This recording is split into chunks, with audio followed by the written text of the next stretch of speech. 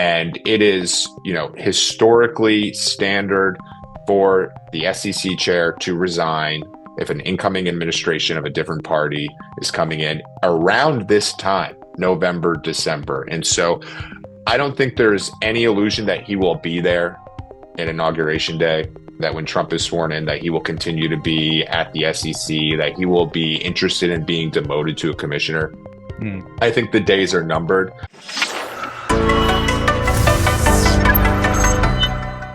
This content is brought to you by BitGo, which is one of the top crypto custodians in the crypto industry.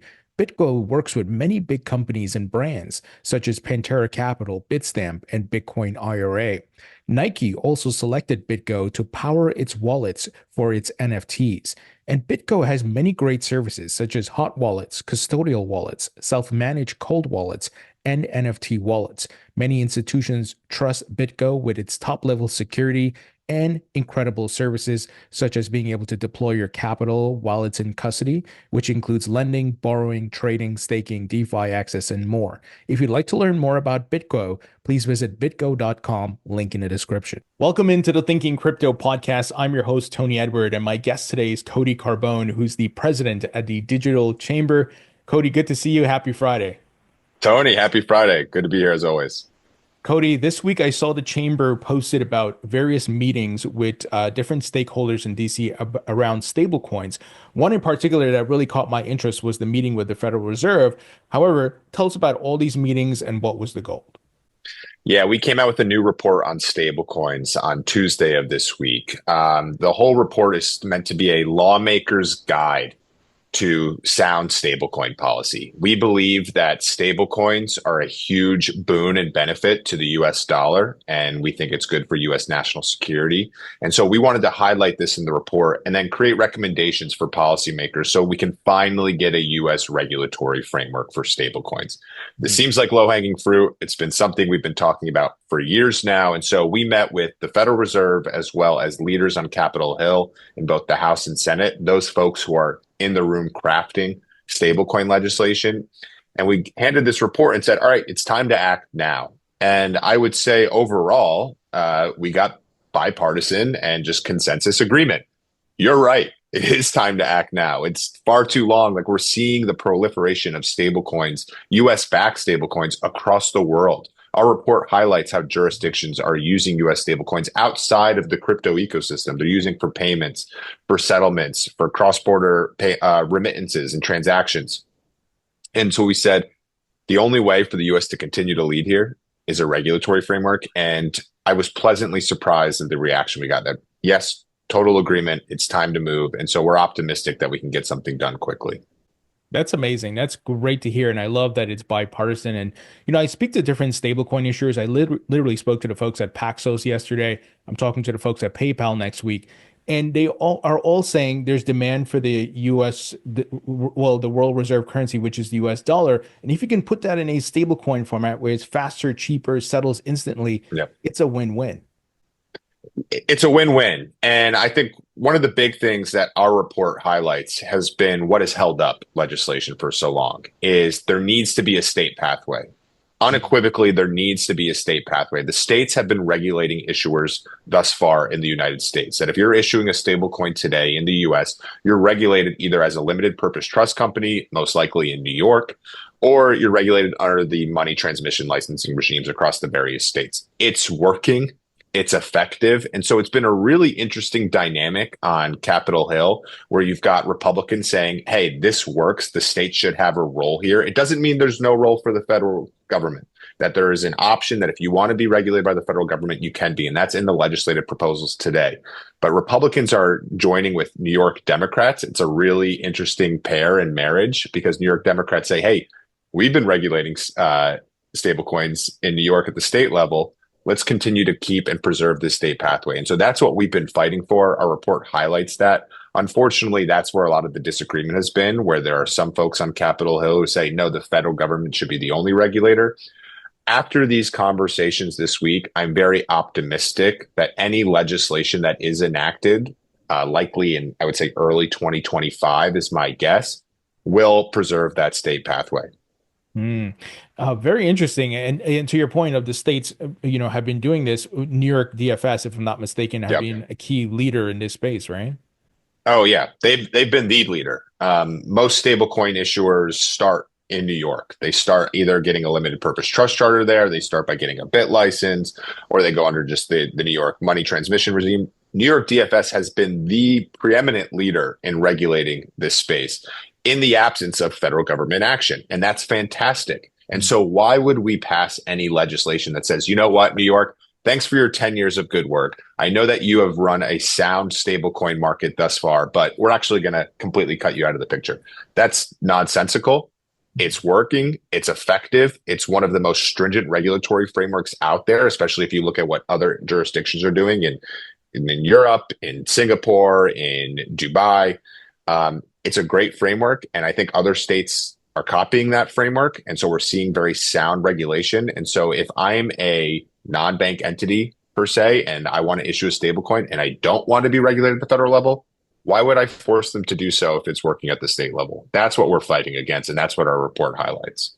Yeah, absolutely. That definitely makes sense. And the states and the federal government need to be in alignment. And it seems like a simple thing to just have the federal government look plug in, just you can monitor what's Yes, happening, but the states have already started doing this.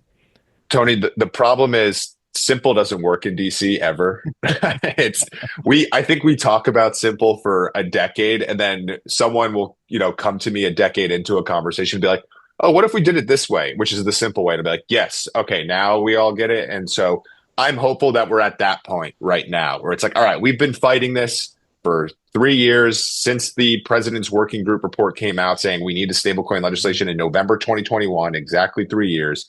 We've been fighting this. We've been beating this down to death. Are we all just in agreement now? Because it sounds good. It's working. I'm hopeful we're at that point and we'll get a stablecoin legislative framework very, very shortly.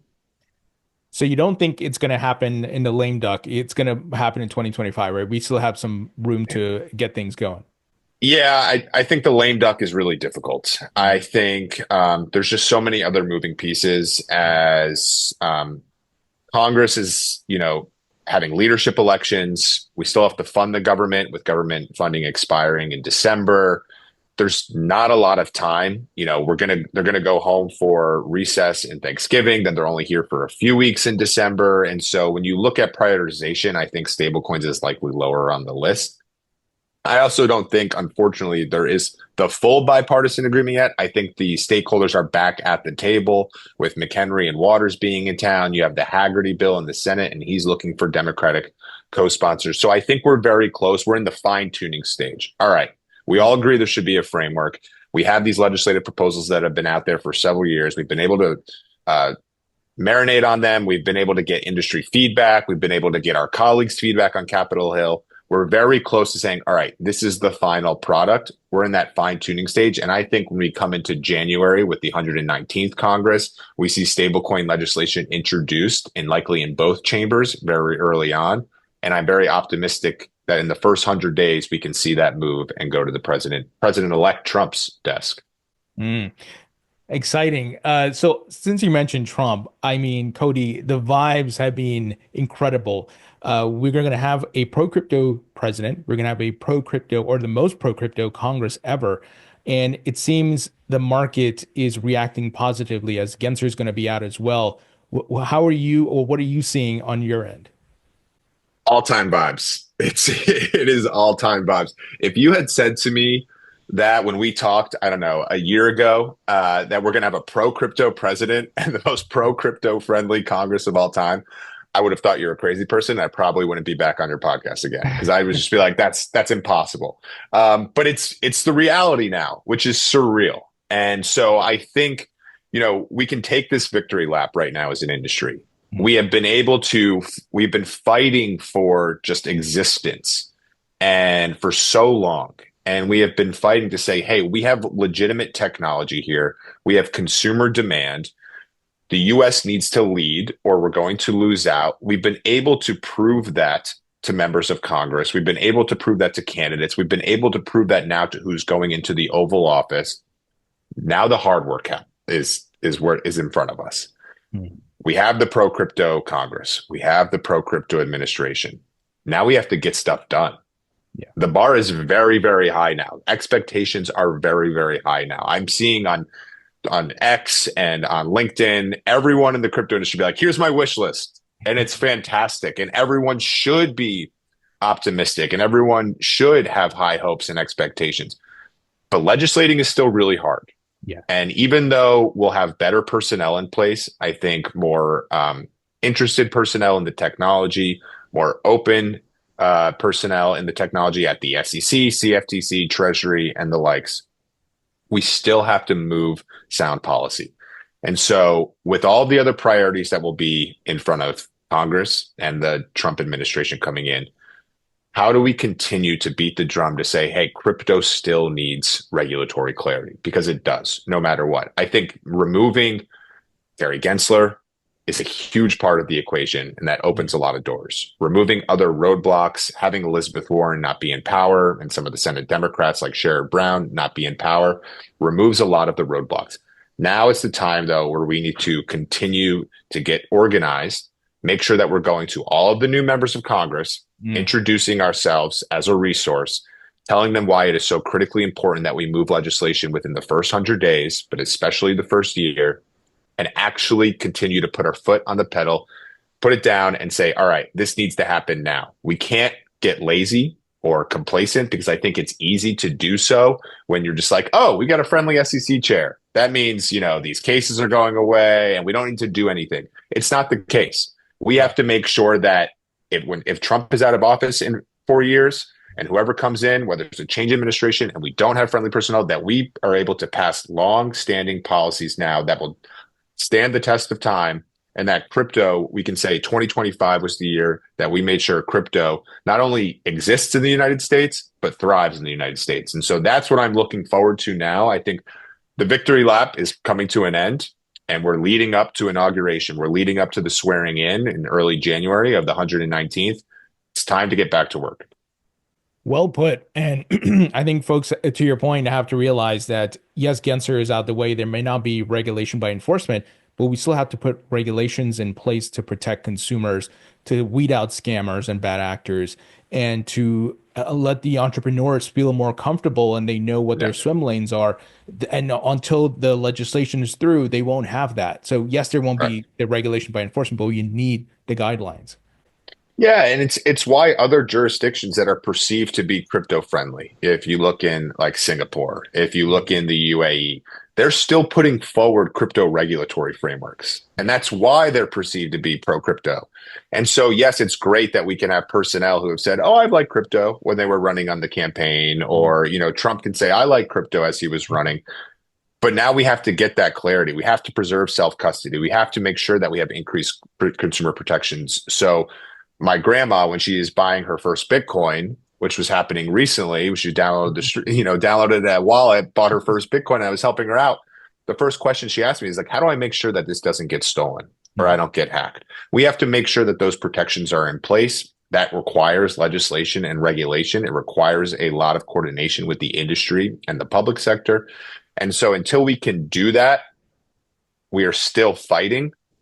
And once we can do that, that's when some of the victory laps can really start to take place. And I will be the first one to pop champagne along with the entire industry that we have preserved the right for crypto to not only exist, but to thrive in the United States. Absolutely. A big question everyone wants to know, if you have an answer to, when Gary Gensler will submit his resignation letter, and who do you think might replace him? I was hoping right now. Yesterday, he gave the speech in New York, which a lot of people online perceive to be a farewell speech. And I can tell you, I was talking to folks who were in the room, and they had the exact same perspective. Because, a lot of things can get lost in translation, or you could read something and want to interpret a certain way. And of course, I was reading it saying, oh, I hope it's his farewell speech. But that seemed to be the vibe in the room from the people who were there. And it is, historically standard for the SEC chair to resign if an incoming administration of a different party is coming in around this time, November, December. And so I don't think there's any illusion that he will be there in Inauguration Day. that when Trump is sworn in, that he will continue to be at the SEC, that he will be interested in being demoted to a commissioner. Mm, I think the days are numbered. yeah. I wouldn't be surprised if he was gone by the end of the day, if he was gone by the end of the week, or if he was gone by before the end of the year. But I think that's the timeline. I'm looking that December 31st, I think he's gone, and we likely have a short-term acting SEC chair, which would either be Commissioner Crenshaw or Commissioner Lizarraga, and then come inauguration day, we'll have an acting chair, likely either be Commissioner Ueda or Commissioner Peirce on the Republican side, while the new Trump appointee is going through the confirmation process. So I think Gary Gensler's days are numbered. What does he do in those numbered days? I think is the biggest question. Are we going to see more as well as notices? Are we going to see more enforcement actions? I mean, it was Jay Clayton under the last Trump administration that on his last day brought the Ripple case. So I think everything's still on the table. And until he leaves, we're still guessing and, kind of nervously, anxiously waiting Yeah. what could happen next. But his days are numbered. Now, yesterday there was news that 18 states, I was blown away by this, are suing the SEC over the crypto enforcement actions and so forth. What are your thoughts on that? Yeah, how cool is that? I mean, that's like one of its first of its time legal actions for 18 states to come together and say, hey, what the SEC is doing with this industry is regulatory overreach. This does not make any sense. There has been no delegated authority to the SEC to say every crypto asset out there is security except Bitcoin. Where did that come from? Oh, that just came from the mind of Gary Gensler, and that's legally not sound. And so, shout out to those 18 states and those attorney generals for willing to put that out there and to put their names on a legal action to sue the SEC for their constituents who are crypto advocates, for the crypto holders like my grandma, like me, like you, whoever, who is just saying we need regulatory clarity. We've been fighting for this for so long. We're not asking for some kind of exemption for laws. I think that's always one of the biggest misunderstandings. We're not anti-regulation. We're not asking to be treated differently. This is just digital assets are different than typical securities when the 1930s securities laws were written. Right. Digital assets couldn't have been comprehended then. We're asking for laws that are just tailored fit to digital assets, to the technology. And so while we're waiting and while we're continuing to get beaten over the head with enforcement actions and having bad, information or media headlines, I should say, these states were saying enough is enough. I'm glad it finally came now. It would have been nice a few years ago, but I'm very glad it finally came now and saying we're going to fight for our constituents in our state who are holding crypto. And so shout out to those 18 states, shout out to the DeFi Education Fund that I know is working with them. It is an incredible effort just to organize 18 people. I can barely get 18 people to come to my house for like a birthday party. So just shout out to them to do it at the state attorneys general side. It's an awesome case. I really look forward to where it goes, to see how the courts rule when states are involved, to see how they rule for clarity is my hope. So it's an awesome action. I think everyone should go in and read the complaint because I think it's really damning to how the SEC has treated this technology. And just a huge shout out to them and to the DeFi Education Fund for their work here. Cody, I don't want to get too political, but I think we have to talk about this. And there's a lot of issues people vote for in the elections, right? Crypto's usually not the number one for the masses. But man, crypto was a ballot item this cycle. And the Democrats, well, I shouldn't say all Democrats, but specifically Elizabeth Warren, with this crazy agenda, anti-crypto army. It seems like this was a big part in how the Democrats lost the election because crypto was a big spender in this election. And the only reason they were is because of the many overreach and unlawful activities from Warren and Gensler and all these people. Yeah, it's naive to ignore it and crypto's impact on the election. I think it's interesting. I think the crypto single issue voter is real. And that is not something we could have said in previous elections. We did a national poll at the Digital Chamber several weeks ago that said 1 in 7 voters said their candidate's position on crypto would impact their vote. That's massive. Yeah. And if you look at how tight these races were, you look at the Pennsylvania Senate, you look at some of the House races, if you want to say, yeah, crypto wasn't the determining factor, there was obviously much bigger social issues on the ballot, that's fine. But if a candidate like Dave McCormick in Pennsylvania is going to win by several thousand votes in a huge state, you don't think his opinion being pro crypto and the incumbent Bob Casey being on Senator Warren's Digital Asset Anti-Money Laundering Act or crypto ban bill didn't make a difference? That if there's truly 1 in 7 voters care about crypto and that's impacting their race or impacting their vote, you don't think that made a difference in these really tight margin elections? It absolutely did. Mm-hmm. And so I think Democrats aligning themselves or failing to stand out or stand up against Elizabeth Warren and take a controversial opinion from what the party's opinion's been, Warren's opinion, and what the Biden administration's opinion been, it really did the entire party a disservice. Yeah. And I think you look at those candidates who stood up for digital assets for the last Congress. You look at how well Richie Torres performed. You look at how Kirsten Gillibrand performed, outperforming Kamala Harris at the state level in the district. You look at a candidate like Don Davis from North Carolina, a Democrat on the House Agriculture Committee, who has been a huge advocate for this industry, was not projected to win his race. It was like looking like a Republican seat, and he outperformed the national polls, he outperformed the state polls, and he won his race. And so digital assets and crypto might not have been the only issue on the ballot. They certainly weren't. And I'm sure it's not what most people voted for, but it was a factor, and it was a huge factor. And I hope it shows that if you're going to run on an anti-crypto army ticket, which was still one of the dumbest things I've ever seen in my entire life, if you're going to run on that ticket, you're doing yourself a huge disservice, because Americans care about this. And Americans always vote with their checkbook, which now is funny to say checkbook, but they vote with their wallet. They vote with their wallet. And now they're voting with their crypto wallet. Yeah. And it's a real thing, because people don't want you to mess with their finances. And that's what Democrats were doing. And I never understood the position. I thought it was so short-sighted. And hopefully this election proves that, and that'll be rooted out for good. Mm.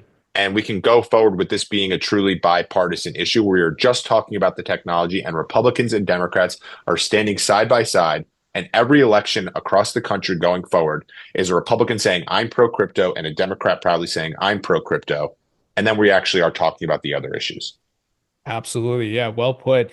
And, there's the layer of, look, we can't ignore this. There's economic hardships going on, right? Inflation and so Sure. forth. And that's not specific to Democrats. Obviously, there's a lot of money that was printed in 2020. We're feeling some of the after effects and so forth. But an avenue that people saw, hey, I can probably get some sort of return, make my life a little bit better by investing. But you're trying to roadblock that investment. Yeah.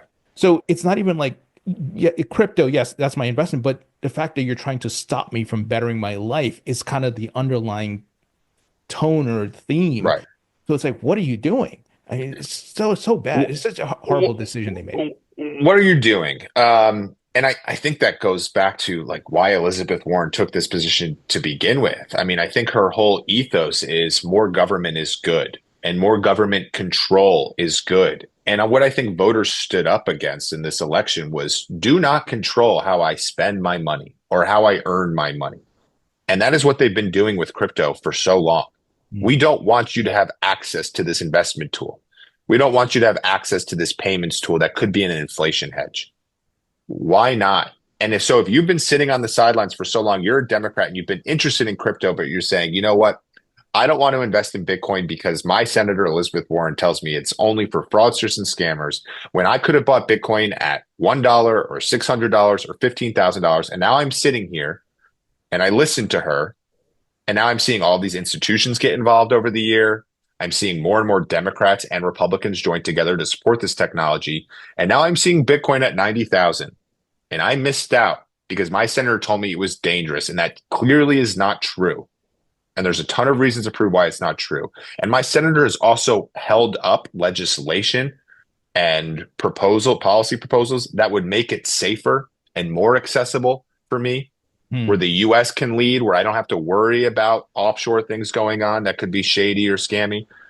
I would be really pissed off. And I think voters proved that they were really pissed off. And hopefully now the Elizabeth Warrens of the world who were reelected, or those Democrats that were not on the ballot this time, but are running in 2026 and 2028 and beyond, Mm. say that was the wrong position. Let me take a step back and let me rethink how I think about crypto.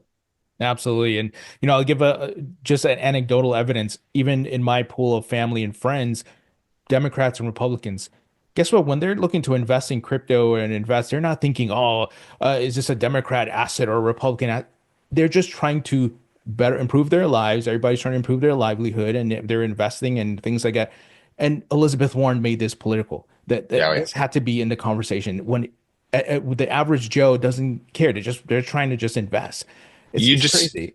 you just said it really well because it seems so crazy to me that we would think this is a Republican asset or a Democrat asset. Like that was put so well because that's insane, but that's how Elizabeth Warren made this. Yeah. And that's how like why Democrats made it this way and it became partisan. And it never needed to be that way and I hope it never is that way again. Absolutely. Final item here before I let you go. Bitcoin Strategic Reserve Bill. Yeah. Yeah.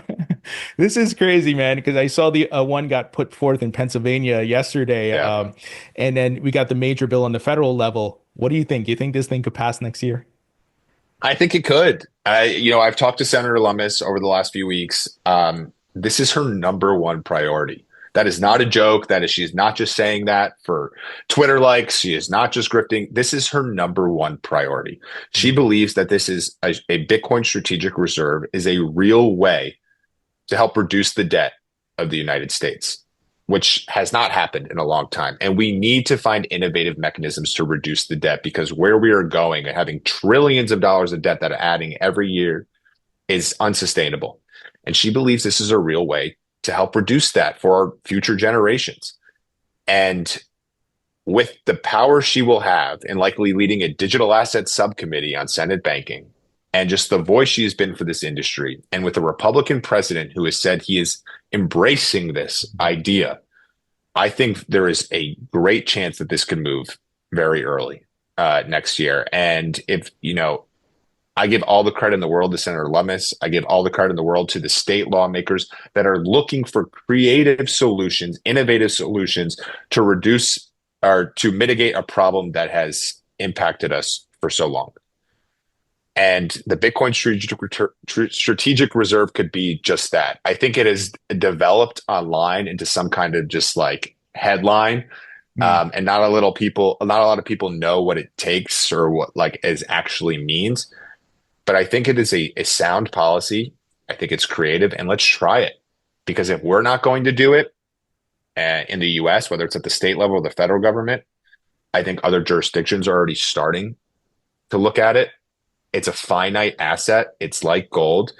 And if other states can start to take this and make sure that they can invest, and the United States is sitting on the sidelines, it's poor form and it creates national security risks. It creates economic risks. And so I really do think that the Bitcoin Act, and then we'll see other states moving strategic reserves in 2025. Man, Cody, I feel like we're at the dawn of the next Bretton Woods, and Bitcoin's going to be All-time at the start of vibes. that. Yeah. All-time vibes, baby. Awesome, Cody. Always a Yeah. pleasure. Thank you for the insights and knowledge, man. Thank you so much. Yeah, thanks so much, Tony. Good to see you.